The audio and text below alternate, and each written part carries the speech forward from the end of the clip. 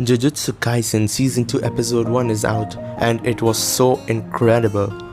The episode started with Geto's narration of a summer, where he tells he has been thinking about the fact that Jujutsu sorcerers exist to protect the weak since that day. This is very gloomy, and this is how it turned out to be after that spring, in which the story arc is set. The lighting here is very much like Chainsaw Man Denji's Don't Open the Door scene. We see Geto walking away in the crowd and GOJO is just standing still. We then cut back to the main story where they show news on the internet, and in this episode Meme and Utahime are working on this case and going to that place to exorcise curses. The scenes are very much expanded from the manga, but we got to see more of young Utahime's character. She's walking inside the mansion, and that was a pure work of art, blending 2D and 3D like this.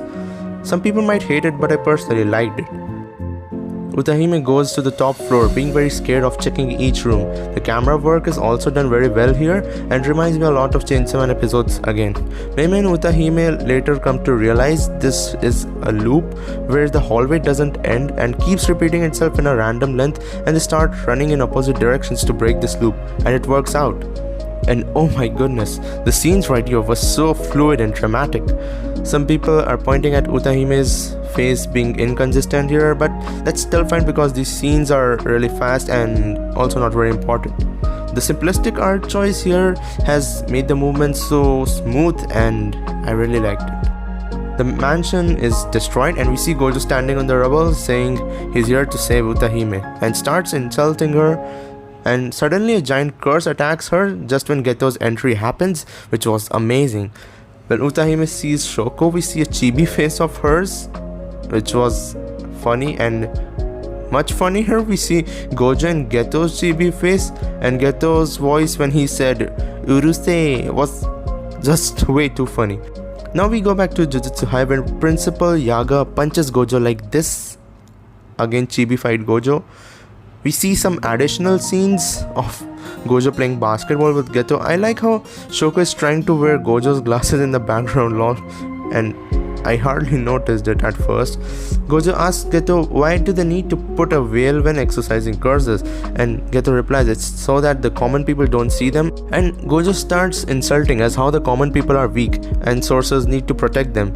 Geto gets angry, and now both of them are ready to fight just when they are interrupted by the principal again, and they are assigned a mission. It is to protect a girl who is the star plasma vessel, or the person who is compatible with Tengen-sama, the one who protects Jujutsu High barriers, and he needs a new body in every 500 years so he does not evolve to become a threat to mankind.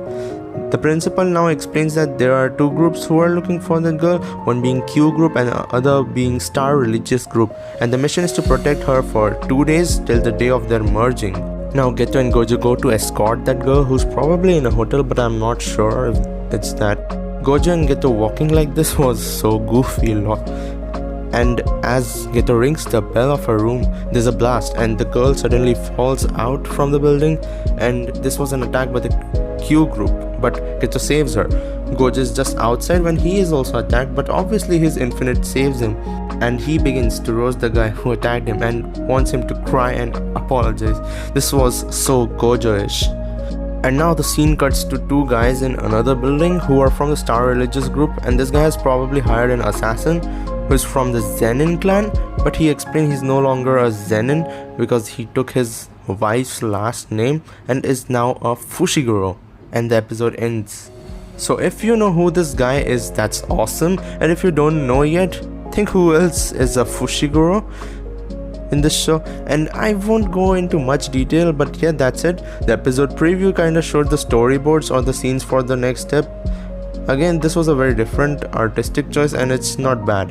I did not expect MAPPA to use the camera movement so much, but it turned out really well, and the colors also look amazing. Overall, it is an 8.5 out of 10 episode for me because it was just an introduction. Let me know your thoughts for this episode, and I will be going a bit towards Bleach as it airs tomorrow. So yeah, Jujutsu Kaisen video comes probably next week, I guess. Thank you so much for watching till the end. If you guys enjoyed this video, hit the like button and I'll see you in the next one.